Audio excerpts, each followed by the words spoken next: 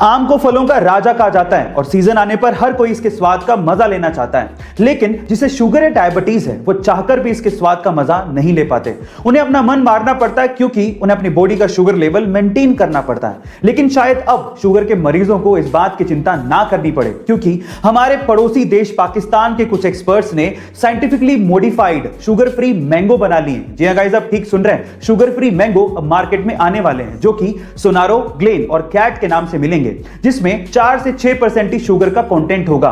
तो अब शायद शुगर के मरीज आम का मजा ले पाए। गाइस, क्या आपको इसके पहले तक इफेक्ट पता था? और अगर नहीं पता था तो कमेंट सेक्शन में जरूर लिखिएगा। हमारे देश में क्रिकेट बहुत ज्यादा पॉपुलर है और कभी कभार ग्राउंड पे खिलाड़ियों के बीच की कंट्रोवर्सी इसे और ज्यादा पॉपुलर बना देती है। गाइस, आपने क्रिकेट के ग्राउंड पे बहुत बार खिलाड़ियों को आपस में भिड़ते और उन्हें आपस में गाली देते या अपशब्द बोलते देखा होगा।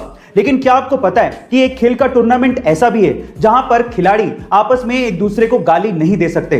अगर कोई खिलाड़ी गाली देते पकड़ा गया तो उस पर 14 लाख रुपए तक का जुर्माना हो सकता है। गाइस, उस खेल के टूर्नामेंट का नाम है विंबलडन टेनिस टूर्नामेंट। अब मजे की बात यह है कि विंबलडन को खेलने के लिए अलग अलग देशों से अलग अलग भाषाओं के खिलाड़ी आते हैं। इसी वजह से विंबलडन के अंपायर को अलग अलग भाषाओं में गालियां सीखनी पड़ती है, जिससे वो किसी भी खिलाड़ी को गाली देते पकड़ सके और उस पर जुर्माना लगा सके। गाइस, क्या इसके पहले तक ये इंटरेस्टिंग फैक्ट आपको पता था? और अगर नहीं पता था तो कमेंट सेक्शन में जरूर लिखिएगा। और जब वो पैदा हुआ तो वो अंधा था। आसपास के लोगों ने ये देखकर उसके मां बाप को कहा कि ये तो किसी बोझ से कम नहीं है, इसे तो मार देना चाहिए।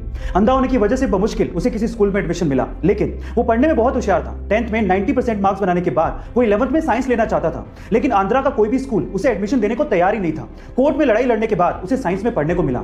12th में अच्छे मार्क्स बनाने के बाद वो IIT में पढ़ना चाहता था, लेकिन इंडिया की कोई भी IIT उसे एडमिशन देने को तैयार नहीं थी। इसके बाद उसने यूएस की नामी यूनिवर्सिटी MIT में अप्लाई किया और वो इंडिया का पहला ऐसा ब्लाइंड स्टूडेंट बना जिसे MIT यूनिवर्सिटी में एडमिशन मिला। इसके बाद वो चाहता तो अच्छी सैलरी पे वहां पे काम कर सकता था, लेकिन वो इंडिया आया और उसने अपने जैसे लोगों को हेल्प करने की सोची। इसके बाद उसने हैदराबाद में बुलांट इंडस्ट्री की स्थापना की और वहां पर दिव्यांग लोगों को नौकरियां भी दी और उन्हें सम्मान से जीना भी सिखाया। गाइस, जिसे लोग बोझ समझते थे, आज वही लड़का 100 करोड़ की कंपनी का मालिक है और अपने जैसे कई लोगों की जिंदगियां बदल रहा है। उनका नाम है श्रीकांत बोला। गाइस, ऐसे अमेजिंग मोटिवेशनल वीडियोस के लिए शेयर, सब्सक्राइब एंड लाइक। मिलते हैं अगली वीडियो में।